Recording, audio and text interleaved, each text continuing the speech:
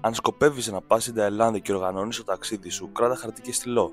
Αν απλά σου αρέσουν τα ταξιδιωτικά βίντεο, δες ένα μοναδικό βίντεο για το Μπάνκοκ και μάθε όλα όσα χρειάζεσαι για να ζήσεις την εμπειρία στο full. Βασικές πληροφορίες πριν φτάσεις στην Ταϊλάνδη δεν θα σου πει κανείς. Αν έχεις ελληνικό διαβατήριο και μείνεις λιγότερο από ένα μήνα, δεν χρειάζεσαι ειδική βίζα. Στην Ταϊλάνδη μετακινήσει με μετρό, λεωφορείο και ταξί. Η εφαρμογή που χρησιμοποιήσαμε ήταν η Bolt και την προτείνουμε ανεπιφύλακτα. Είναι αξιόπιστη και γενικά οι τιμές των ταξί είναι 50% χαμηλότερες από την Ελλάδα. Επίσης, προτείνουμε να κλείνεις τις διαδρομές μέσα από το app για να αποφεύγεις παζάρια και υποχρεώσεις με τα ταξί. Cash is king. Έχει πάντα μετρητά μαζί σου, γιατί πολλά μέρη δεν δέχονται κάρτες.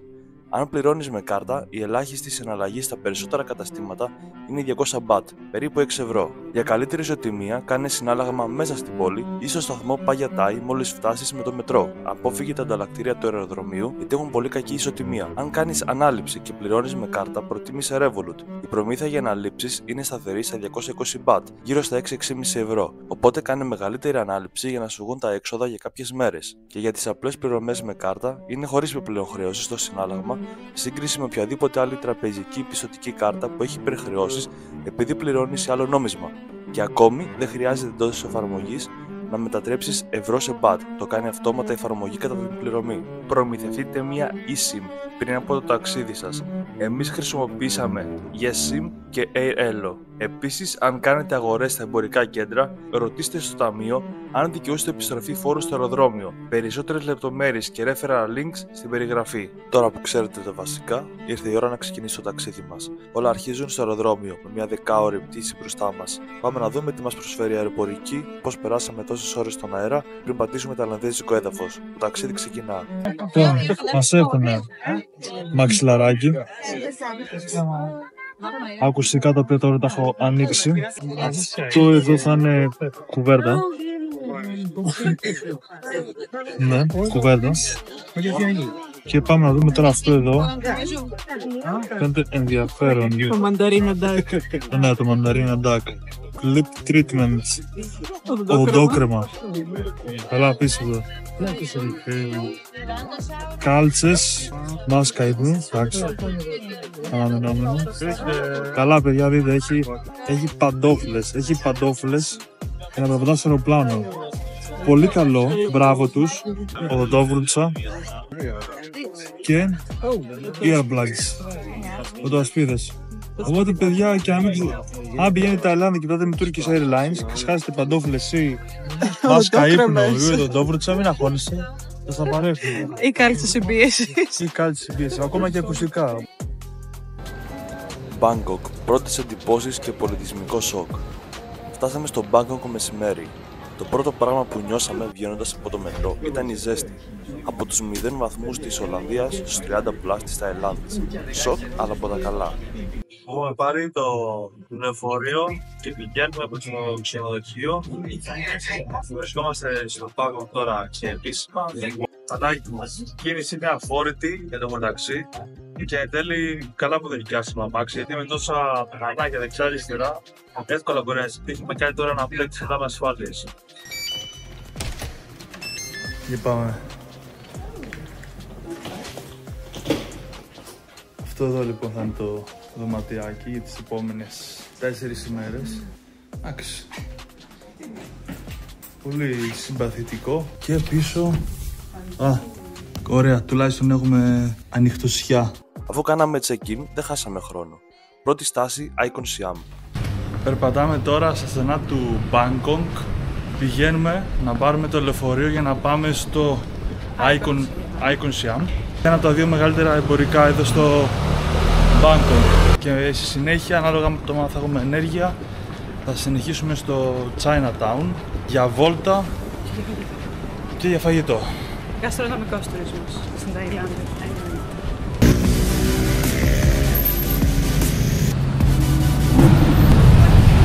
Καλά, είναι τεράστιο από έξω τουλάχιστον. Έχουμε μπει μέσα στο Icon Siam, αλλά στην πτέρυγα με τα φαγητά. Δεν ξέρεις τι να πρωτοκοιτάξεις Και... να πρωτοδιαλέξεις. Είναι όλα φαίνεται τέλεια. Και μυρίζουν και πολύ ωραία. Είναι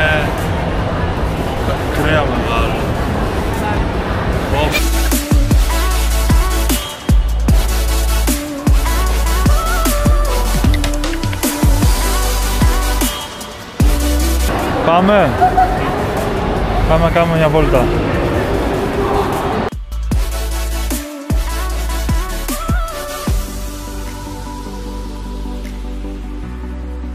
Ένα από τα μεγαλύτερα εμπορικά κέντρα στον κόσμο, όπου ανεβήκαμε στον 7ο όροφο.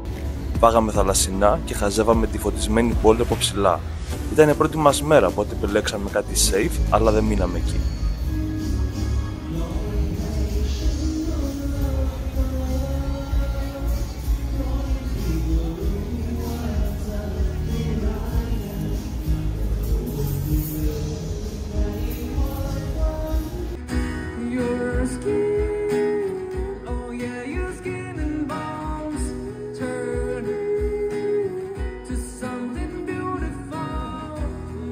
Αμέσως μετά κατευθυνθήκαμε στο China Market. Απόλυτη εμπειρία, αμέτρητες μυρωδιές, φώτα, street food που δεν είχαμε ξαναδεί. Εμείς μείναμε στα φρούτα, αλλά το θέαμα ήταν μοναδικό. Καμία σχέση με όλα τα China Markets που έχουμε δει ως τώρα. Το Bangkok έπαιζε σε άλλο επίπεδο. Έχουμε πάρει εδώ πέρα jackfruit.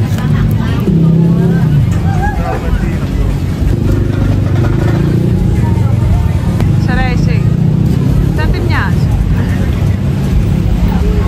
Θυμίζει μάγκο. Κάτι μεταξύ μάγκο και περίπλοκο είναι. Δεν ξέρω. Τι έχει μέσα? Κουκούτσι. Παιδιά, jackfruit λέγεται. Ψάξτε το. Και καλή τύχη. Τόσο νηστό. 50 μπάτ κάνει, δηλαδή περίπου 1,5 ευρώ όλο αυτό. Δεν είναι άσχημο. Εδώ αξίζει να αναφέρουμε ότι στην Ταϊλάνδη το φαγητό είναι πάντα φρέσκο. Τα περισσότερα street food μαγαζιά ψήνουν τα θαλασσινά και τα κρέατα επιτόπου. Οπότε δύσκολα θα βρεις κάτι κατεψυγμένο ή τυποποιημένο. Και φυσικά τα φρούτα είναι πάντα ζουμερά και δροσερά. Η ώρα είναι ήδη 11:20. Θα γίνει ανοιχτή όλο το 24ωρο, εντάξει. Έτσι ώρα θα έχει λίγο λιγότερη κίνηση. Πάρτε μια γεύση.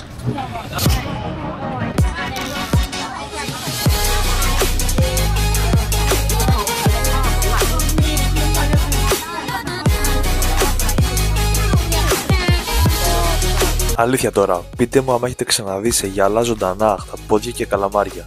Να πω ότι τα συγκεκριμένα τα τρώσα πως είναι ζωντανά. Εμείς δεν το δοκιμάσαμε. Είμαι ειδική στο χυμωρόδι, οπότε θα σου πω αν είναι όντως ρόδι ή όχι. Σαν το ελληνικό χυμωρόδι, στο λέω από τώρα, δεν είναι. Έχει πολύ απαλή γεύση.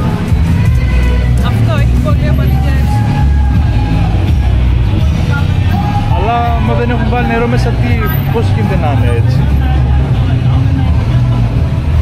Δεν θα μας πιάσει τίποτα. Θα το μάθουμε στο επόμενο επεισόδιο.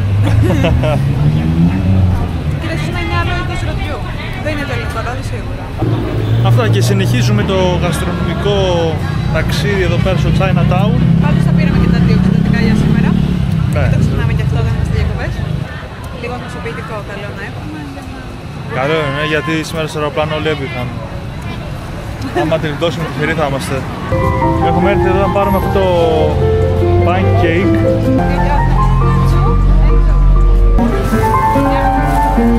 40 μπάτα, 4 κομμάτια, δηλαδή 1 ευρώ και κάτι λεπτά.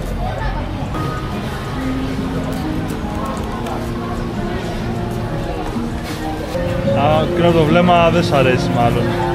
Έχει κάτι που δεν μ' αρέσει. Το φύλλο πλάκα έχει. Το φύλλο ωραίο είναι.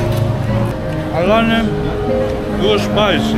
Κάπως έτσι έκλεισε η πρώτη μας μέρα στο Bangkok. Από το πρώτο σοκ της ζέστης μέχρι τη βραδινή βόλτα στο China Market. Οι πρώτες εντυπώσεις ήταν ήδη δυνατές και το καλύτερο ήταν μόνο η αρχή.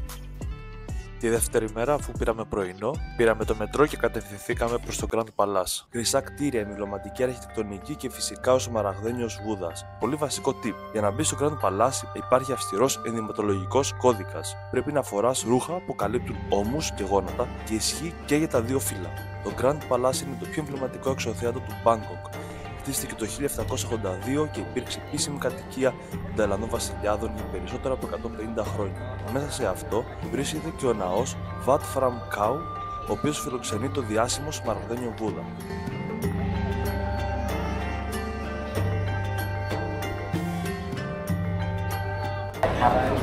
Καλώς την είναι. Την ξυπόλυτη. Το κοριτσάκι με το σπίρτο. Πριν μπούμε στο ναό του Σμαραγδένιου Βούδα, βγάλαμε τα παπούτσια μας όπως απαιτεί η παράδοση και περπατήσαμε ξυπόλυτοι. Και είναι το καλύτερο. Είμαστε ξυπόλυτοι.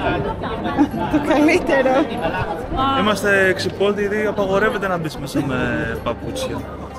Που τα αφήνεις τα παπούτσια ή έξω ή τα παίρνεις μαζί σου. Ο Σμαραγδένιος Βούδας είναι ένα άγαλμα που έχει ύψος μόλις 66 εκατοστά, αλλά θεωρείται το πιο ιερό θρησκευτικό σύμβολο της Ταϊλάνδης. Κάθε χρόνο ο ίδιος ο βασιλιάς αλλάζει την ενδυμασία του αγάλματος ανάλογα με την εποχή, καλοκαίρι, βροχερή περίοδος, χειμώνας, σε μια τελετή που συμβολίζει την ευημερία της χώρας. Μέσα στο ναό απαγορεύονται αυστηρά οι φωτογραφίες και τα βίντεο.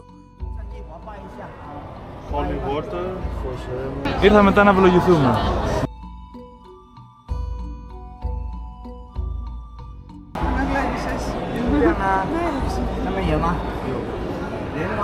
Να ευλογηθούμε την ευλογία του Βούδα. Συνεχίζουμε.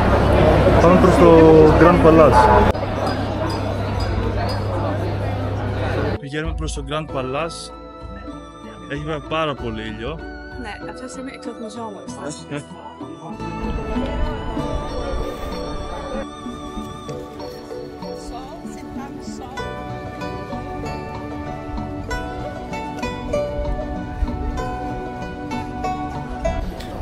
Αυτό λοιπόν ήταν το Grand Palace και τώρα πάμε... Έχουμε μια παράσταση που λέμε τα λιχοφέρια.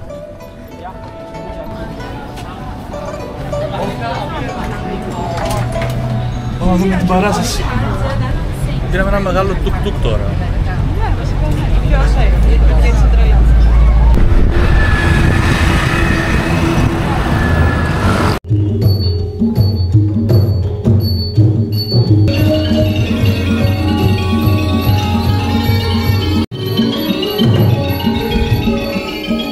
Μόλις τελείωσε η θεατρική παράσταση, συνεχίσαμε αμέσως προς την επόμενη στάση. Το ξαπλωμένο Βούδα. Τεράστιος, εντυπωσιακός, πραγματικά δεν χωρούσε σε καμία φωτογραφία ολόκληρος. Το άγαλμα έχει μήκος 46 μέτρα και ύψος 15 μέτρα, καλυμμένο με φύλλα χρυσού, ενώ τα πέλματά του είναι διακοσμημένα με φλίντσι και παραδοσιακά σχέδια. Καθώς περιηγούμασταν στο ναό, πετύχαμε μια ομάδα νεαρών μαθητριών που έκαναν πρόβα τον παραδοσιακό χορό που είχαμε δει νωρίτερα στο θέατρο. Ήταν πραγματικά ενδιαφέρον να τις βλέπουμε να εξασκούνται στις λεπτές και ακριβές κινήσεις τους, δίνοντας μια ακόμα πιο αυθεντική αίσθηση του πολιτισμού της Ταϊλάνδης.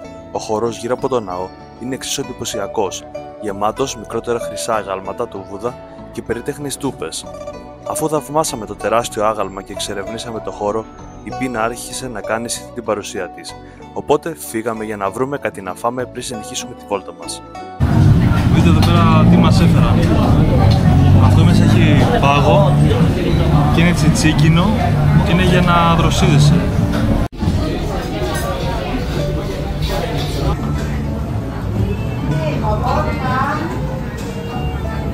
Καλό. Το νούντο είναι πάρα πολύ καλό.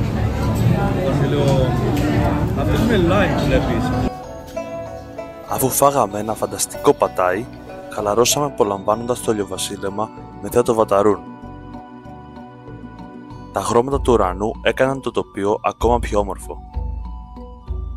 Αφού απολαύσαμε ένα μοναδικό ηλιοβασίλεμα με φόντο το βαταρούν, η μέρα μας κάθε άλλο παρά θα τελείωνε εκεί. Ήρθε η ώρα να ανακαλύψουμε την πιο ζωντανή και εναλλακτική πλευρά του Μπάνκοκ. Κατευθυνθήκαμε προς το διάσημο Khao San Road, εκεί όπου η νυχτερινή ζωή της πόλης χτυπάει κόκκινο. Και φυσικά η εμπειρία στο Khao San Road δεν θα ήταν ολοκληρωμένη χωρίς το φαγητό του δρόμου. Στη συνέχεια θα δείτε πλάνα από μερικά μοναδικά street food που δοκιμάσαμε, γεύσεις που δύσκολα βρίσκεις αλλού. Khao San, μια εμπειρία που πρέπει να τη ζήσει οποιοδήποτε έρθει στο Μπάνκοκ. Πραγματικά είναι κάτι άλλο. Έχει ό,τι μπορείτε να φανταστείτε από φαγητό, από φρούτα, από μπαρ, ό,τι είδους μπαρ μπορείτε να φανταστείτε, μασάζ. Πήραμε μια ποικιλία φρούτων εδώ πέρα στο Khao San. Αυτό το λευκό το είχαμε φάει Μαδέιρα. Όχι, αυτό το λευκό πρέπει να είναι dragon fruit, αλλά διαφορετικό.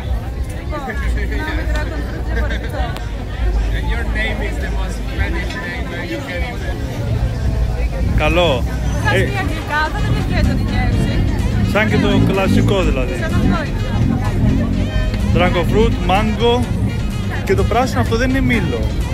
Κάτι άλλο είναι. Ανανά έχει μέσα και καρπούζι. 2 ευρώ όλο αυτό, πάρα πολύ τιμιό. Σουβλάκια. 2 πόρκ, 2 μοσχαρίσια και ένα σαν λουκάνικο. Αυτό είναι το πόρκ. Καλό. Είναι σαν σουβλάκι ελληνικό. Πολύ καλό. Παρόμοιο, ναι. Κάνουμε τώρα τη σάση μας, να τσιμπήσουμε και συνεχίσουμε τη βόλτα μας στο Καοσό.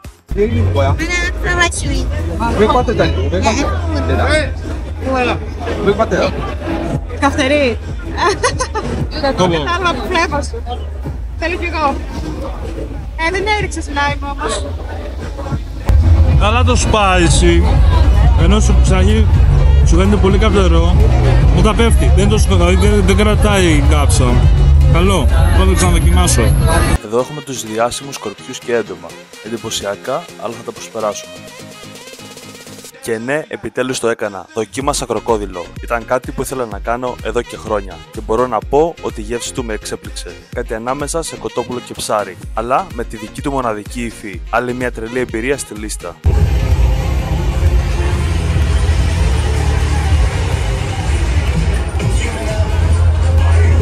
Επόμενη δοκιμή, η διάσημη ταϊλανδέζικη κρέπα.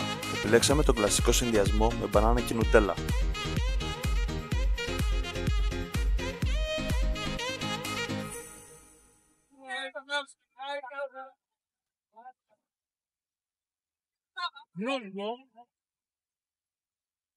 Πολύ νόσιμο, κρεπούλα είναι με νουτέλα και μπανάνα. Το δικό μου ετοιμάζεται.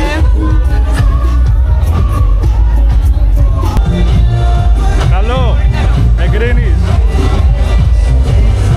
Παγωτό χαρίζα. Για πες. Έχω κι εγώ αγωνία μου. Πολύ ωραίο. Θέλω κι εγώ. Μέρα Τρίτη. Ξεκινήσαμε νωρίς για το The Ancient City, ένα ανοιχτό χώρο μουσείο όπου μπορείς να δεις τα σημαντικότερα αξιοθέατα της Ταϊλάνδης μαζεμένα. Για να φτάσουμε στο Ancient City, πήραμε τη λαχανή γραμμή του μετρό μέχρι την τελευταία στάση, την Χέχα. Από εκεί πήραμε ταξί και μας έφερε στην είσοδο αυτού του μοναδικού πάρκου. Με το που κόψαμε τα εισιτήριά μας, πήραμε τα ποδήλατα που παρέχει το πάρκο και ξεκινήσαμε την εξερεύνηση. Ο καλύτερος τρόπος να το γυρίσεις, αφού οι αποστάσεις είναι μεγάλες και τα τοπία καθηλωτικά. Πρώτη μας στάση, ο υπέροχος κήπος με τα μπονσάι. Μικρά ρησογύματα της φύσης, φροντισμένα με κάθε λεπτομέρεια. Συνεχίσαμε προς το Floating Market, όπου οι εικόνες ήταν βγαλμένες από άλλη εποχή.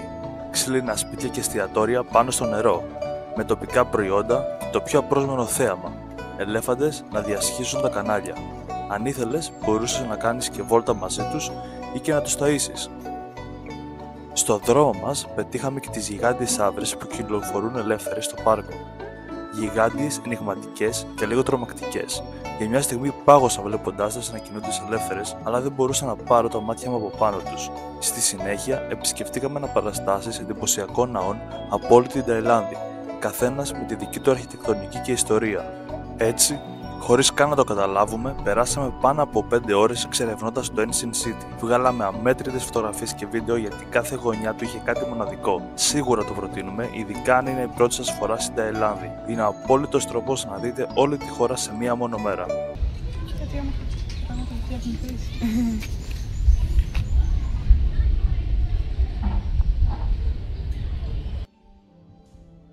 Και κάπως έτσι φτάσαμε στο τέλος της περιήγησής μας, βλέποντας μια παραδοσιακή χορογραφία και μια εντυπωσιακή επίδειξη Muay Thai. Ο καλύτερος τρόπος να κλείσουμε αυτή τη μοναδική εμπειρία σε ένα μέρος που μας ταξίδεψε σε όλη την Ταϊλάνδη χωρίς να βγούμε από την πόλη. Ακολουθεί μια εντυπωσιακή μονόλεπτη μάχη Muay Thai. Αν δεν σας ενδιαφέρει, μπορείτε να προχωρήσετε παρακάτω, αλλά πιστέψτε με, αξίζει να τη δείτε.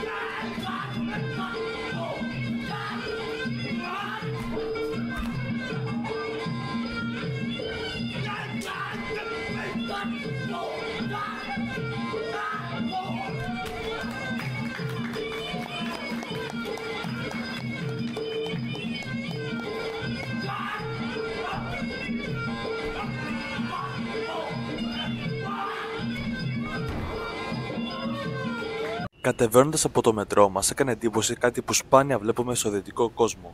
Οι άνθρωποι περίμεναν υπομονετικά, στοιχισμένοι σε γραμμές, μέχρι να μπουν στο τρένο.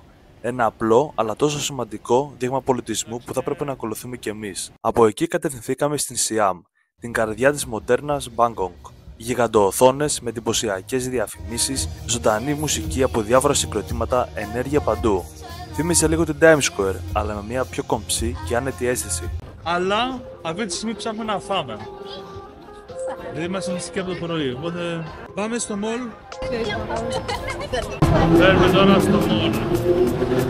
Μετά από μια βόλτα στους γεμάτους δρόμους, μπήκαμε στο Siam Center για φαγητό. Εδώ αρχίζει το πραγματικό δίλημμα. Αμέτρητες επιλογές από street food μέχρι υψηλή γαστρονομία. Και δυστυχώς μόνο ένα στομάχι. Μετά από αρκετή σκέψη, καταλήξαμε σε κάτι που μας τράβηξε την προσοχή και επιτέλους ήρθε η ώρα να απολαύσουμε το φαγητό μας.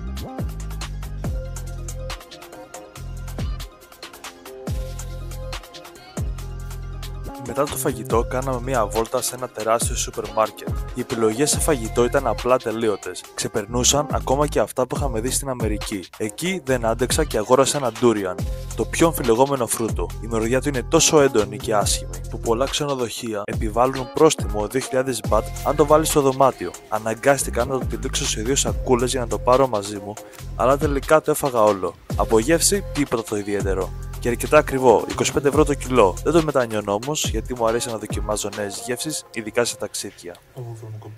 Η τέταρτη μέρα ξεκίνησε με προορισμό το Tallinn Chan Floating Market, περνώντας μέσα από στενά δρομάκια περιτριγυρισμένα από δέντρα που έμοιαζαν με ζούγκλα, και όμως βρισκόμασταν μόλις 30 λεπτά από το κέντρο της Μπάγκοκ.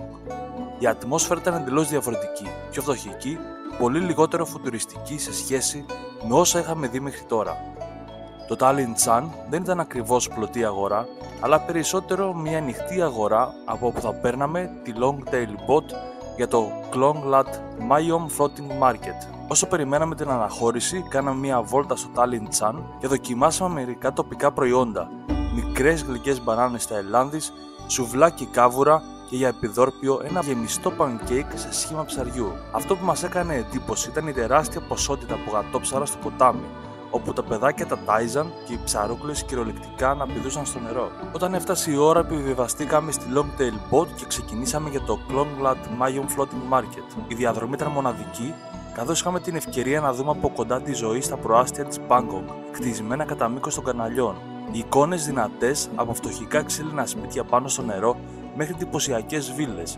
Οι αντιθέσεις ήταν έντονες. Για ακόμα μια φορά συναντήσαμε τις γιγάντιες άπρες να κολυμπάνε στα κανάλια εντελώς ανενόχλητες. Φτάνοντας στο Floating Market, είχαμε περίπου μισή ώρα να περιηγηθούμε.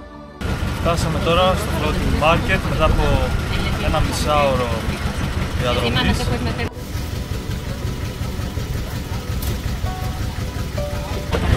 Εδώ πέρα τώρα θα μας αφήσουν με τη γόνδολα για ένα μισάωρο να κάνουμε τη γόνδολα στο Floating Market κι εμείς, και μετά θα είμαστε πάλι πίσω για να μας γυρίσουν εκεί που ξεκινήσαμε.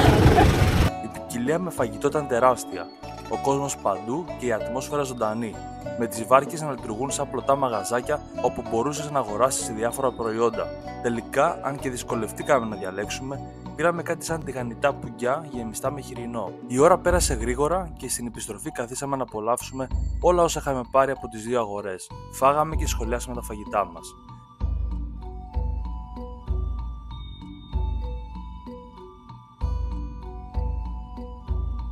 Λοιπόν, πάμε τώρα να δοκιμάσουμε ένα σουβλάκι τηγανιτού κάβουρα, το οποίο μας το κόβει σε κομματάκια και συνοδεύεται από μια σως τοπική, η οποία δεν είναι spicy, γιατί από εδώ πέρα η κυρία δεν τρώει spicy. Πάμε να δοκιμάσουμε.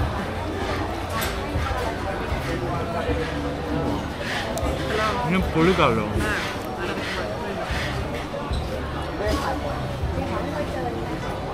Είναι τρομερό. Αυτό κάνει 50 μπατ. 50 μπατ είναι 1 ευρώ και 10 λεπτά. Τίμιο γιατί τρώμε καβούρι. Όταν έρθετε, να έρθετε με άδειο στομάχι. Αυτό και άλλο κάτι σχετικό με αυτό. Μην παίζετε στην παγίδα, μας σας αρέσει κάτι, να πάρετε πάρα πολλά μέχρι σκασμού. Δοκιμάστε διάφορα. Έχει τόσα πράγματα να δοκιμάσεις που θα πρέπει να βάσεις λίγο απ' όλα. Να δοκιμάσουμε τα ψαράκια μας. Νομίζω έχεις πάρει σοκολάτα. Σοκολάτα είναι πρέπει να πω. Τι είναι, pancake είναι σε σχήμα ψαριού. Το δείξαμε το σχήμα πριν το φάμε. Α, όχι, μπράβο. 15 μπάτ. Μισό ευρώ. Λοιπόν, καθίσαμε τώρα να φάμε αυτά που πήραμε συνολικά από τα floating markets και τα markets. Εδώ είναι χοιρινό, τυλιχτό με λαχανικά. Το διάσημο mango rice, mango ρύζι δηλαδή. Τα πουγκιά με χοιρινό ήταν τραγανά εξωτερικά και μαλακά και ζουμερά εσωτερικά. Είναι χοιρινό με noodles και κάποια άλλα λαχανικά μέσα. Και το γύρω γύρω είναι κάτι που έχουν πέσει σε Ελλάδα που τρώγεται. Όχι σαν κονσιάμ. Δεν με φάει το πατάι. Αυτό είναι. Ναι. Πάρα πολύ καλό. Βλέπεις όπως είναι εφευρετικής σαν λαός. Και λόγω δυσκολιών που έχουν συνθηκών τέλος πάντων, βάζουν το μυαλό τους να λειτουργεί λίγο παραπάνω από τον υπόλοιπο κόσμο, αναπτυγμένο κόσμο. Και αυτό φαίνεται και στην κουζίνα τους, πόσο έχουν δημιουργήσει διαφορετικές γεύσεις, διαφορετικά πράγματα. Δεν είναι μόνο ένα πράγμα, είναι πολλά. Και ενώ συνήθως όταν πας στις πιο δυτικές χώρες βλέπεις πιο στάνταρ τροφές. Δεν ξέρω αν συμφωνείς, πιο στάνταρ φαγητά. Συμφωνώ, ας πούμε. Είναι ποικιλία. Και τώρα ξέρω εγώ μπορεί να έχουν πάρει κάτι στάνταρ, π.χ. noodles, κρέας, λαχανικά, αλλά το έχουν φτιάξει έτσι. Δηλαδή κάνουν διάφορα έτσι. Σαπουλί. Κάνουν διάφορες τσαχπινιές με το φαγητό ή με διάφορα πράγματα. Υπάρχει γενικά βλέπεις πολλή ποικιλία. Δοκιμάσαμε επίσης τη γανιτή γκιόζα με κοτόπουλο. Λατρεύουμε το γκιόζα γενικά, αφού θυμίζει ζυμαρικό με γέμιση μέσα. Πεντανόστιμο, πολύ μαλακό, ζουμερό και τραγανό. Και φυσικά δεν γινόταν να φύγουμε χωρίς mango sticky rice. Ένα από τα καλύτερα γλυκά που μου θύμισε το ριζόγαλο, αλλά με γάλα καρύδας που δίνει μια ξεχωριστή γεύση. Το mango Ταϊλάνδης είναι πολύ πιο γλυκό από αυτό που βρίσκουμε στα δικά μας σούπερ μάρκετ και η γεύση του απογειώνει το πιάτο. Πάντως η καρύδα με το ρύζι είναι τρομερό συνδυασμό τελικά. Και είναι λογικό να πηγαίνει κάτι γλυκό με το ρύζι, γιατί και εμείς στην Ελλάδα έχουμε το ριζόγαλο που είναι γλυκό με ρύζι. Αφού χορτάσαμε και χαλαρώσαμε, επόμενος προορισμός στο Λουμπίνι Park. Πήραμε το λεωφορείο, το οποίο είναι μια εμπειρία από μόνο του στην Ταϊλάνδη, και κατεβήκαμε στο πάρκο. Το vibe εκεί ήταν υπέροχο. Ο κόσμος έκανε βόλτα, άλλοι γυμνάζονταν και εμείς απολαμβάναμε τη χαλάρωση, περπατώντας και γαζεύοντας τα χρώματα της Δύσης. Οι ουρανοξύστες καθρεφτίζονταν στη μεγάλη λίμνη, δημιουργώντας ένα μαγευτικό σκηνικό. Η μέρα θα έκλεινε με μια βόλτα στη Σιάμ για φαγητό, αλλά μας περίμενε μια έκπληξη. Την ημέρα εκείνη είχε παγκόσμιο event Muay Thai. Κάναμε μια στάση για να δούμε λίγο από τους εντυπωσιακούς αγώνες πριν συνεχίσουμε για φαγητό. Παραγγείλαμε τηγανιτό ρύζι με σκάλοψ και μια σούπα με μοσχάρι, και τα δύο πιάτα εξαιρετικά. Στην Ταϊλάνδη αξίζει να δοκιμάσει κανείς διάφορα φαγητά και να μην μείνει μόνο στο κλασικό πατάι, γιατί είναι σαν να πηγαίνει στην Ελλάδα και να τρως μόνο γύρω. Νύχτα όμως δεν είχε τελειώσει. Κλείσαμε τη μέρα μας με μια αναμέτρηση στα κάρτινγκ μέσα στο εμπορικό κέντρο.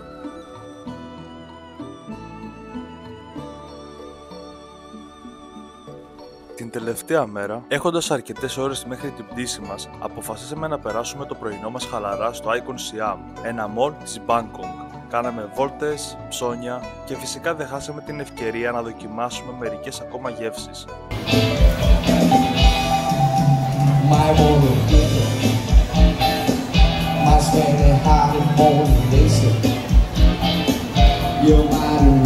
Η ομελέτα με σνίτσελ ήταν πεντανόστιμη, η δροσιστική καρύδα ήρθε την κατάλληλη στιγμή, αλλά το ράμεν απλά κορυφαίο. Μπορεί να είναι ιαπωνικό πιάτο, αλλά στην Ασία ξέρουν να το κάνουν σωστά. Κάπως έτσι πέρασε η ώρα και έφτασε η στιγμή να πάρουμε την πτήση μας για το Πουκέτ. Μείνετε συντονισμένοι γιατί αυτά που ακολουθούν είναι μοναδικά. Και το πιο σημαντικό, μην ξεχάσετε να κάνετε like και subscribe.